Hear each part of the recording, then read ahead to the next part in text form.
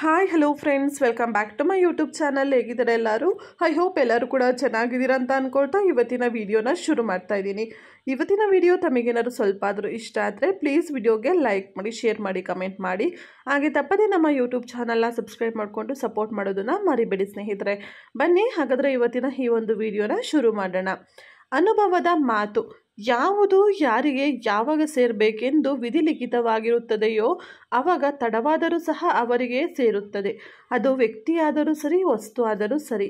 ಏಕೆಂದರೆ ಹೆಣ್ಣು, ಹೊನ್ನು, ಮಣ್ಣು ಈ ಮೂರು ಸೇರೋ ಋಣ ಇದ್ದರೆ ಏನೇ ಅಡೆತಡೆಗಳಿದ್ದರೂ ಸೇರೋ ಕಾಲಕ್ಕೆ ಬಂದು ಸೇರುತ್ತದೆ. ಕಾಯುವ ತಾಳ್ಮೆ ನಮ್ಮದಾಗಿರಬೇಕು. ಖಂಡಿತ ಅಲ್ವಾ ಸ್ನೇಹಿತರೆ? ಇದು ಎಲ್ಲರಿಗೂ ಕೂಡ ಅನುಭವ ಆಗಿರುತ್ತೆ. ನಾವು ಏನೋ ಒಂದು ಪಡ್ಕೋಬೇಕು ಅಂತ ಹೇಳಿ ಎಷ್ಟೋ ವರ್ಷಗಳು, ಸರಿನಾ, ಎಷ್ಟೋ ದಿನಗಳು ಅಲ್ಲ, ಎಷ್ಟೋ ವರ್ಷಗಳ ಕಾಲ ನಾವು ಕಷ್ಟಪಟ್ಟಿರ್ತೀವಿ. ಹಾಗೆಯೇ ಕೆಲವೊಮ್ಮೆ ನಾವು ಅಂದ್ಕೊಂಡಿದ್ದು ನಮಗೆ ಸಿಗದೇ ಇದ್ದಾಗ ನಮಗಾಗುವಂತಹ ನೋವು ನಮಗೆ ಮಾತ್ರನೇ ಗೊತ್ತಿರುತ್ತೆ. ಸೊ ಹಾಗೆ ಇನ್ನೊಬ್ಬರಿಗೆ ಅದು ಸಿಕ್ಕಾಗ ನಾವು ಕೆಲವೊಮ್ಮೆ ಹೊಟ್ಟೆ ಕಿಚ್ಚನ್ನು ಕೂಡ ಪಡ್ತೀವಿ. ಎಷ್ಟು ಜನ ಇದನ್ನು ಅಗ್ರಿ ಮಾಡ್ತೀರಾ ಕಮೆಂಟಲ್ಲಿ ಹೇಳಿ, ಓಕೆನಾ? ಇವಾಗ ನಾವೇನೋ ಕಷ್ಟಪಡ್ತಾ ಇರ್ತೀವಿ, ಏನೋ ಒಂದು ತೊಗೋಬೇಕು, ಒಂದು ಸೈಟೋ ಒಂದು ಮನೆನೋ ಏನೋ ಒಂದು ಮಾಡಬೇಕು ಅಂತ ಹೇಳಿ ತುಂಬ ವರ್ಷಗಟ್ಟಲೆಯಿಂದ ಕಷ್ಟಪಡ್ತಾ ಇರ್ತೀವಿ. ಆದರೆ ನಾವು ಅಂದ್ಕೊಂಡಿದ್ದು ನಮ್ಗೆ ಅಷ್ಟು ಈಸಿಯಾಗಿ ಸಿಗ್ತಾ ಇರಲ್ಲ, ಹಾಗೆ ಅಷ್ಟು ಬೇಗ ಆಗೋದು ಇಲ್ಲ. ಬಟ್ ಆದರೆ ಇನ್ನೊಬ್ಬರು ಯಾರೋ ಇರ್ತಾರೆ, ಅವರು ಕೂಡ ನಮ್ಮ ಥರನೇ ಕಷ್ಟಪಡ್ತಾ ಇರ್ತಾರೆ, ನಮಗೆ ಗೊತ್ತಿರುತ್ತೆ. ಸೊ ಅವರಿಗೆ ಅಂದ್ಕೊಂಡಿದ್ದ ತಕ್ಷಣ ಕೆಲಸಗಳಾಗ್ಬಿಡುತ್ತೆ, ಬಟ್ ನಮಗಾಗಲ್ಲ. ಆವಾಗ ನಮ್ಮ ಬಾಯಲ್ಲಿ ಬರುವಂತಹ ಒಂದು ಕಾಮನ್ ಡೈಲಾಗ್ ಏನಪ್ಪ ಅಂದರೆ, ದೇವರು ಯಾಕೆ ನಮಗೇನೆ ಹೀಗೆ ಮಾಡ್ತಾನೆ? ಸೊ ನೋಡಿ, ಅವ್ರಿಗೆ ಸಿಕ್ಬಿಡ್ತು, ನಾವು ಅವ್ರಿಗಿಂತ ಡಬಲ್ ಕಷ್ಟಪಟ್ಟಿದ್ದೀವಿ, ನಮಗೆ ಯಾಕೆ ಕೊಡ್ತಾ ಇಲ್ಲ? ದೇವ್ರು ಇರೋದೇ ಸುಳ್ಳು, ಹಾಗೆ ಹೀಗೆ ಅಂತಾಳೆ ಈಸಿಯಾಗಿ ದೇವ್ರನ್ನ ಬ್ಲೇಮ್ ಮಾಡಲಿಕ್ಕೆ ಶುರು ಮಾಡ್ತೀವಿ. ಏನೋ ಮನುಷ್ಯನ ಸಹಜ ಗುಣ ಸ್ನೇಹಿತರೆ, ಏನೂ ಮಾಡೋಕ್ಕಾಗಲ್ಲ. ಬಟ್ ಆದರೆ ಒಂದು ವಿಚಾರ ಏನಪ್ಪ ಅಂತಂದರೆ, ದೇವರು ನಮ್ಮನ್ನು ಹುಟ್ಟಿಸ್ದಾಗಲೇ ನಮಗೆ ಏನೆಲ್ಲ ಸಿಗಬೇಕು ಪ್ರಪಂಚದಲ್ಲಿ, ಯಾವ್ಯಾವ ಟೈಮಿಗೆ ಸಿಗಬೇಕು ಅಂತ ಬರೆದಿರ್ತಾನೆ. ಆ ಟೈಮಿಗೆ ನಾವು ಎಷ್ಟೇ ಬೇಡ ಅಂದರೂ ಕೂಡ ಅದು ಬಂದು ನಮ್ಮ ಕಾಲ ಹತ್ರ ಬಿದ್ದಿರುತ್ತೆ. ಇನ್ ದ ಸೆನ್ಸ್ ನಮಗೆ ಸಿಕ್ಕೇ ಸಿಗುತ್ತೆ, ಓಕೆನಾ? ಆಗ ಸಿಕ್ಕಾಗ ನೀವು ಅದನ್ನ ದೂರ ತಳ್ಳಬಾರ್ದು ಅಷ್ಟೇ.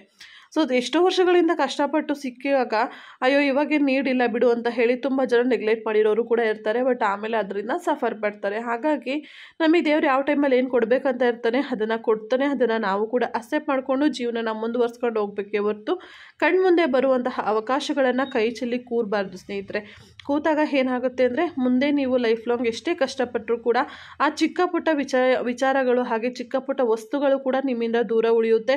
ಹಾಗೆ ನೀವು ಎಷ್ಟೇ ಲಕ್ಷ ಎಷ್ಟೇ ಕೋಟಿ ಖರ್ಚು ಮಾಡಿದರೂ ಕೂಡ ಕೆಲವೊಂದು ವಿಚಾರಗಳು ನಿಮಗೆ ಸಿಗೋದಿಲ್ಲ.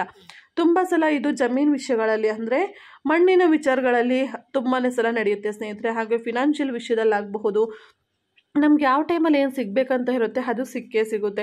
ಈವನ್ ನೀವೇನೋ ಒಂದು ಪ್ರಯತ್ನ ಪಡ್ತಾ ಇದ್ದೀರಾ, ಯಾವುದೋ ಒಂದು ಕೆಲಸದ ವಿಚಾರವಾಗಿ ಏನೋ ಒಂದು ಮಾಡ್ತಾ ಇದ್ದೀರಾ, ನಿಮಗೆ ಆ ಒಂದು ಅಪ್ರೈಸಲ್ ಸಿಗ್ತಾ ಇಲ್ಲ ಅಂತ ಹೇಳಿ ನಮಗೆ ತುಂಬಾ ಬೇಜಾರು ಅನಿಸಿರುತ್ತೆ. ಬಟ್ ಆದರೆ ಎಲ್ಲದಕ್ಕೂ ಒಂದು ಟೈಮ್ ಅಂತ ಇರುತ್ತೆ ಸ್ನೇಹಿತರೆ. ಈಗ ಮೇ ಬಿ ದೇವರು ಅದನ್ನು ನಿಧಾನ ಮಾಡಿರೋದು, ನೀವು ಅದು ಕಷ್ಟಪಡ್ತಾ ಅದರಿಂದ ಕೆಲವೊಂದು ಪಾಠಗಳನ್ನ ಕಲಿತೀರಾ ಅಲ್ವಾ? ಆ ಪಾಠಗಳನ್ನ ಕಲಿತು ಜೀವನದಲ್ಲಿ ಇನ್ನೂ ಏನಾದರೂ ಸ್ವಲ್ಪ ಮೇಲ್ ಬರಲಿ ಅನ್ನೋ ಒಂದು ಉದ್ದೇಶ ಕೂಡ ಇರ್ಬೋದು ಅಲ್ವಾ? ಆ ರೀತಿ ಕೂಡ ನಾವು ಸ್ಪೋರ್ಟಿವ್ ಆಗಿ ತೊಗೋಬಹುದು. ಬಟ್ ಆದರೆ ನಮಗೆ ಏನಾಗಿರುತ್ತೆ ಅಂದರೆ, ಪ್ರಯತ್ನ ಪಟ್ಟು ಕೆಲವೊಂದು ಕ್ಷಣಗಳಲ್ಲಿ ತಾಳ್ಮೆ ಅನ್ನೋದು ಇರೋದೇ ಇಲ್ಲ. ಸೊ ಇದು ಕಾಮನ್ ಅಂತಲೇ ಹೇಳ್ಬೋದು. ಅದು ತಪ್ಪು ಅಂತ ಕೂಡ ಹೇಳೋಕ್ಕಾಗಲ್ಲ, ಯಾಕಂದರೆ ನಾವೆಷ್ಟು ಎಫರ್ಟ್ ಹಾಕಿರ್ತೀವಿ ಅಂತ ಹೇಳಿ ನಮಗೆ ಮಾತ್ರನೇ ಗೊತ್ತಿರುತ್ತೆ ಅಲ್ವಾ? ಹಾಗಾಗಿ ಬಟ್ ಇನ್ನೊಂದು ಏನಪ್ಪ ಅಂತಂದರೆ, ನಮಗೆ ದೇವರು ಏನೋ ಒಂದು ಕೊಡೋದನ್ನು ನಿಧಾನ ಮಾಡ್ತಾ ಇದ್ದಾನೆ ಅಂತಂದರೆ, ಅದಕ್ಕಿಂತ ಮೊದಲು ನೀವೇನೋ ವಿಚಾರಗಳನ್ನು ಹಾಗೆ ಕೆಲವೊಂದಷ್ಟು ಕೆಲಸಗಳನ್ನ ಮಾಡೋದು ಬಾಕಿ ಇರುತ್ತೆ. ಆ ಕೆಲಸಗಳನ್ನೆಲ್ಲ ಮುಗಿಸ್ಲಿ ಇವರು, ಆಮೇಲೆ ಕೊಡೋಣ, ಇಲ್ಲಾಂದರೆ ಇವ್ರಿಗೆ ಕಷ್ಟ ಆಗ್ಬೋದು ಅನ್ನೋ ಒಂದು ಉದ್ದೇಶ ಕೂಡ ಇರ್ಬೋದು.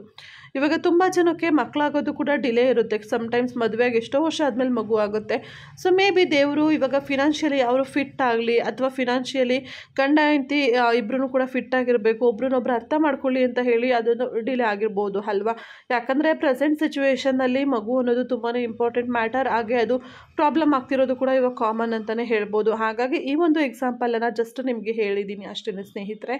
ಸೊ ಹಾಗಾಗಿ ದೇವರು ನಿಮಗೆ ಲೇಟ್ ಮಾಡ್ತಾ ಇದ್ದಾನೆ ಅಂದ ತಕ್ಷಣ ನೀವು ಅದನ್ನ ಬ್ಲೇಮ್ ಮಾಡೋದ್ರ ಬದಲು ಇನ್ನು ನಿಮ್ಮನ್ನು ನೀವು ಹೇಗೆ ಇಂಪ್ರೂವ್ ಮಾಡ್ಕೋಬೇಕು, ಫಾರ್ ಎಕ್ಸಾಂಪಲ್ ಹೆಲ್ತಲ್ಲಿ ಆಗ್ಬೋದು, ಅಥವಾ ಫಿನಾನ್ಷಿಯಲಿ ಆಗ್ಬೋದು, ಅಥವಾ ನಿಮ್ಮ ಸುತ್ತಮುತ್ತಲಿನ ಫ್ಯಾಮಿಲಿಯಲ್ಲಿ ಆಗ್ಬೋದು, ಇನ್ನು ಹೇಗೆ ಇಂಪ್ರೂವ್ಮೆಂಟ್ಸ್ ಆಗಬೇಕು ಅನ್ನೋ ಒಂದು ಉದ್ದೇಶಕ್ಕೆ ಅದು ಡಿಲೇ ಆಗಿರ್ಬೋದು.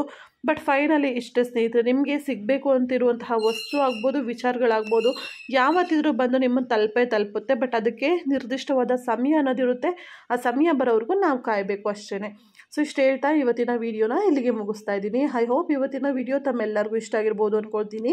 ಇಷ್ಟ ಆಗಿದ್ದರೆ ಪ್ಲೀಸ್ ಲೈಕ್ ಮಾಡಿ, ಶೇರ್ ಮಾಡಿ, ಕಮೆಂಟ್ ಮಾಡಿ. ಹಾಗೆ ತಪ್ಪದೆ ನಮ್ಮ ಯೂಟ್ಯೂಬ್ ಚಾನಲ್ನ ಸಬ್ಸ್ಕ್ರೈಬ್ ಮಾಡಿಕೊಂಡು ಸಪೋರ್ಟ್ ಮಾಡೋದನ್ನು ಮರಿಬೇಡಿ. Thank you so much.